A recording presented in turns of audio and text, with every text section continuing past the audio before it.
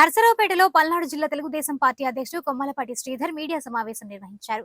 YCP ప్రభుత్వాన్ని ఎన్నో ఆశలు పెట్టుకుని ప్రజలు గెలిపిస్తే వారి ఆశలు వమ్ము చేస్తూ అన్ని వ్యవస్థలను నాశనం చేశారు. రాజధాని నిర్మాణానికి కావాల్సిన అన్ని సౌకర్యాలు 6 నెలల కాలంలో మనం సమకూర్చుకున్నాం. గత ప్రభుత్వ హయాంలో విశాఖపట్నంలో రైల్వే జోన్ వస్తుందో రాదో కూడా చెప్పలేని దుస్థితి ఏర్పడింది. విశాఖపట్నం స్టీల్ ప్లాంట్ కూడా ఇక్కడే ఉండేలా కృషి చేశారు. రాష్ట్రాన్ని బాగు చేయాలనే ఉద్దేశంతో కంకణం కట్టుకుని పనిచేస్తున్నారు. గడిచిన 5 ఏళ్లలో రాజకీయ కక్షలు కార్పణ్యాలతోనే గడిచింది. కూటమి ప్రభుత్వంలో పేద ప్రజలు సంతోషంగా ఉన్నారు.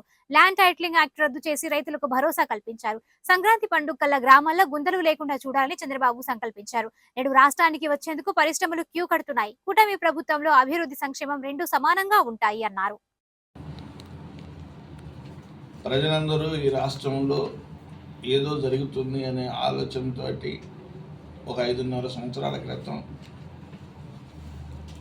మరి అనేక ఆశలు పెట్టుకొని ఓట్లేస్తే 5.5 సంవత్సరాలలో ఒక 5 సంవత్సరాలు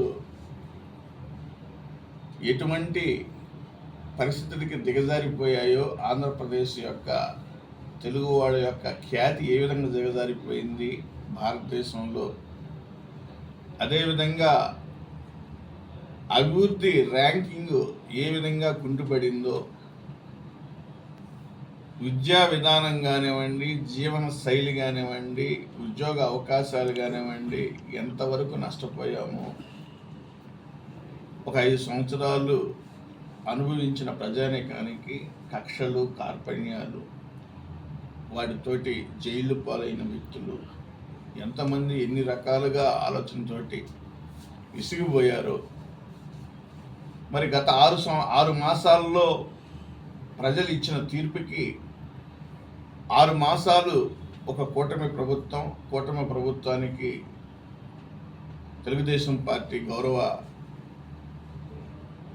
మరి అధ్యక్షులు నారా చంద్రబాబు నాయుడు గారు, జాతీయ అధ్యక్షులు నారా చంద్రబాబు నాయుడు గారు ఈ ఆంధ్రప్రదేశ్కి కూటమి ప్రభుత్వం తరపు నుండి ముఖ్యమంత్రి అవటం, వారికి తోడుగా పవన్ కళ్యాణ్ జనసేన ఉప ముఖ్యమంత్రిగా అవటం, కేంద్రంలో మరి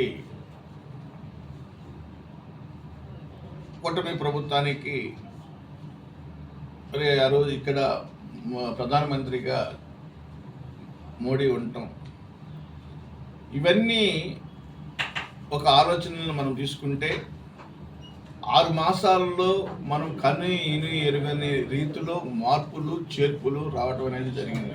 మనం ఎప్పుడు ఊహించని మార్పులు. మనం ఏం పోగొట్టుకున్నాం 5 సంవత్సరాల్లో అనే దాని మీద మనం ఒకసారి ఆలోచిస్తే, రాజధానిని పోగొట్టుకున్నాం. ఆ రాజధానికి కావలసిన ఫండ్స్ మొత్తం ఈ 6 మాసాల్లో మనం సమకూర్చగలిగామంటే దానికి ఒకే ఒక్కడు మరి చంద్రబాబు నాయుడు గారి యొక్క పరిపాలన దక్షతకి నిదర్శనం. ఈ 6 మాసాల్లో అమరావతికి అభివృద్ధి కావాల్సిన సుమారు 85,000 కోట్ల రూపాయల నుండి 1,00,000 కోట్ల రూపాయల వరకు నిధులను సమకూర్చుకునే విధానానికి బాటలు వేసుకున్నారు. అంటే ఈరోజు తెలుగు వాళ్ళకి అమరావతి రాజధాని అభివృద్ధి చెందుతుందనే ఒక నమ్మకం అనేది పూర్తి స్థాయిలో వచ్చింది.